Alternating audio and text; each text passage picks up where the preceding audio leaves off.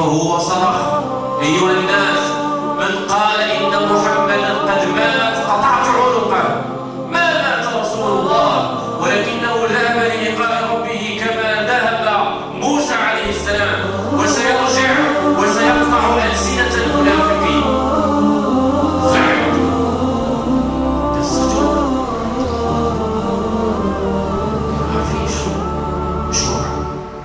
في تلك اللحظات يأتي الرجل الكبير العظيم الذي رباه النبي صلى الله عليه وسلم. يأتي أبو بكر الصديق كالعيد. ذاك الصباح شاف النبي صلى الله عليه وسلم: لا بأس، قرأ لا بأس. خرج على الزوجة ديالو الصباح، سكن هو برا شوية ديال المدينة. لما جاءه بالخبر يجري، تدخل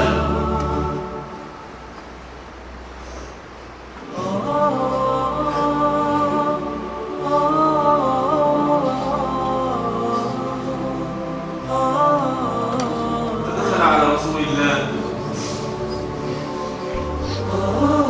فوجده مسجل قام بالطيب، فكشف عن الوجه الشريف، فكشف عن وجهه الشريف وقال: ونبياه وحبيباه ورسولاه.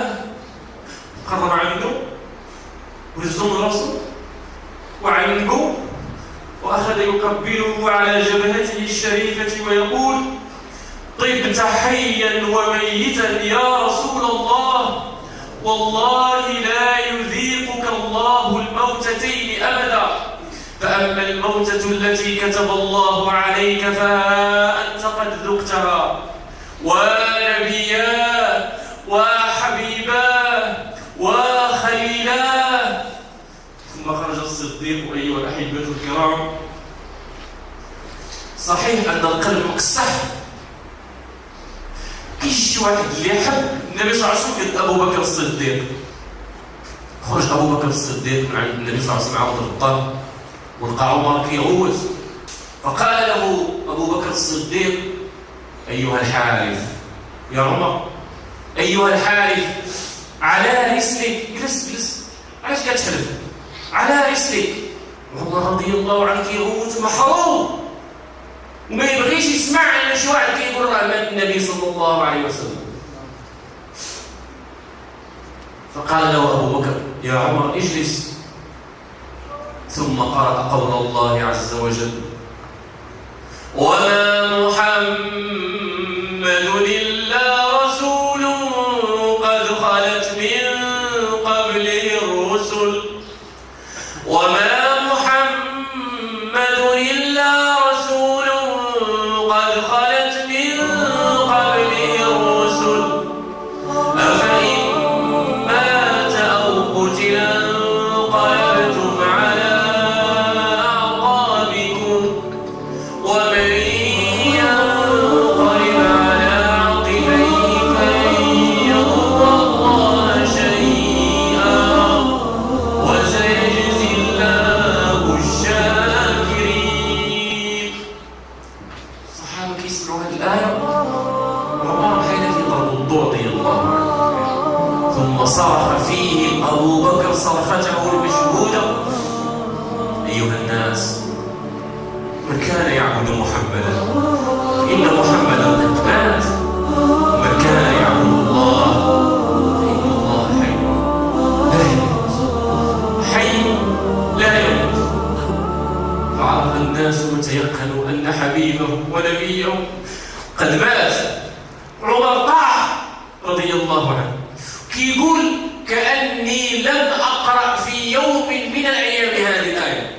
أنا ما عمرني ما سمعت ولا قريت ولا شفت هذه الآية هذه، وهي آية قديمة فيها إخبار أن النبي صلى الله عليه وسلم سيموت كما مات قبله الرسل وكما مات قبله البشر.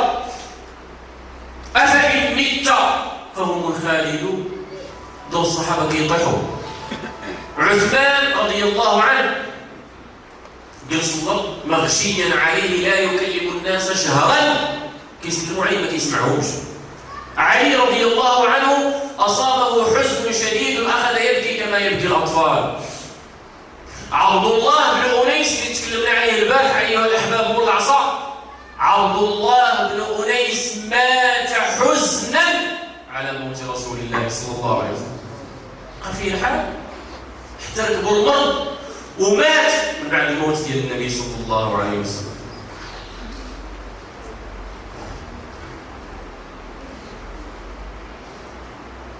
لو الصحابة كيفكروا نهار كامل ما نهار اثنين الفوق شو يدير فلان لما كيموت كنعرف واش كنديروا معاه، فلان لما كيموت كنعرف واش لكن اللي مات اليوم هو اللي ربانا، هو اللي هزنا، هو اللي تكرس علينا، هو اللي يسمح في راسو من اجلنا، هو بانا، هو امنا، هو حبيبنا.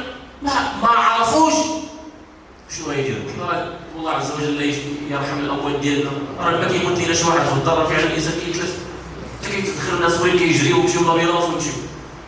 الذي مات محمد صلى الله عليه وسلم. الصحابه يوم كامل ما داروا والو، تلفين حتى الغد ليه الثلاثاء، يوم الثلاثاء جاءت فاطمه رضي الله عنها لما سمعت بوفاة رسول الله صلى الله عليه وسلم، جاءت تبكي وتقول: يا أبتاه يا أبتاه أجاب ربا دعاه، يا أبتاه إلى جبريل ننعاه، يا أبتاه في جنة الفردوس مثواه.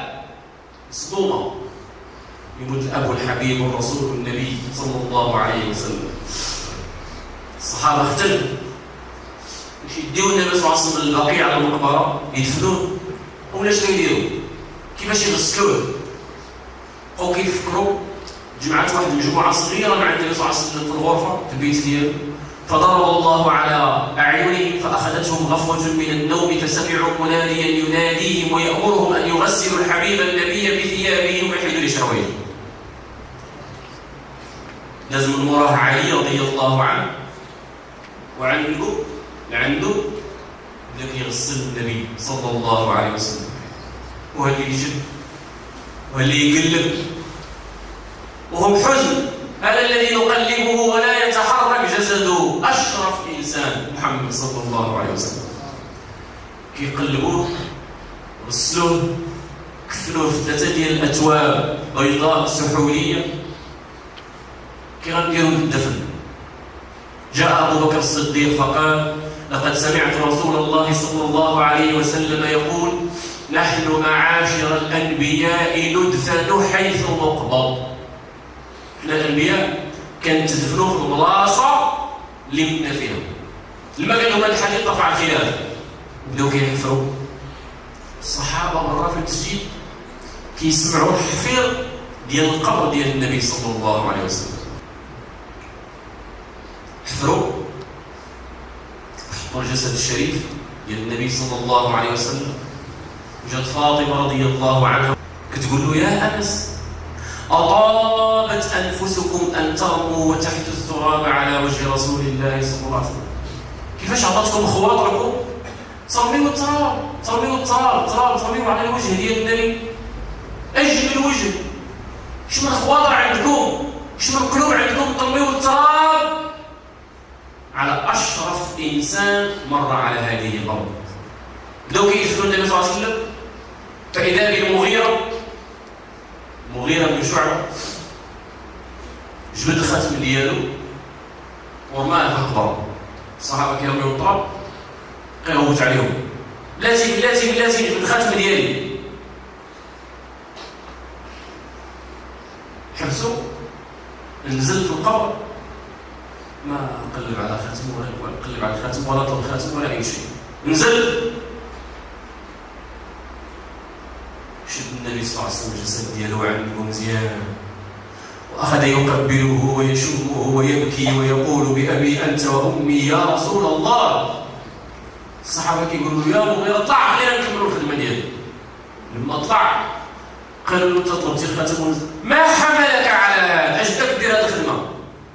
قال: أردت أن أكون أنا آخر من يعانق جسد رسول الله صلى الله عليه وسلم. ونكون أنا الآخر اللي غادي يتصرف مع النبي صلى الله عليه وسلم. دفنوا رسول الله صلى الله عليه وسلم وجاء وقت الصلاة، كيقلبوا على بلال، يا بلال الصلاة، هذه اللي وصى عليها النبي، عندك تضيعنا، عندك تخلينا بلا أذان، يا بلال أذن. طلع بلال رضي الله عنه كيودد، الله أكبر الله أكبر، أشهد أن لا إله إلا الله، أشهد أن محمدا. ما قدرش يطلع، ما قدرش بالبكاء، اشتد بكاؤه ونحيبه وتدفقت دموعه، ما قدرش يطلع يكمل الشهادة أشهد أن محمدا رسول الله. نزل وأقسم وقال للصحابة والله لا أؤذن لأحد بعد رسول الله صلى الله عليه وسلم. ما باقيش نعاود نودل لشي واحد من وراء الحبيب النبي صلى الله عليه وسلم. ودازت سنوات، دازت خلافة أبو بكر وجات الخلافة ديال عمر رضي الله عنهما، ومشاو المسلمين وفتحوا فلسطين بيت المقدس وعزه الله عز وجل. كان معهم بلال، قال له عمر يا بلال هذا يوم ديال العز، طلع ودن، طلع ودن يا بلال. قال له يا امير المؤمنين انا حلفت شحال هذه ما تليش نودن من بعد الاذان ديالي لمحمد صلى الله عليه وسلم. اش قال له عمر؟ قال له يا بلال رد بالك، هذا اليوم هذا يوم ديال النصر وديال العز، وهذا يوم يفرح به رسول الله صلى الله عليه وسلم. عاد طلع بلال وأذن كما كان يؤذن في عهد رسول الله صلى الله عليه وسلم. أنس رضي الله عنه يقول دخل رسول الله صلى الله عليه وسلم المدينة يوم الاثنين في الهجرة، دخل المدينة نهار الاثنين، قال لك فأضاء كل شيء في المدينة. نهار جاء المدينة كلها ضوات. ومات رسول الله صلى الله عليه وسلم يوم الاثنين فأظلم كل شيء في المدينة.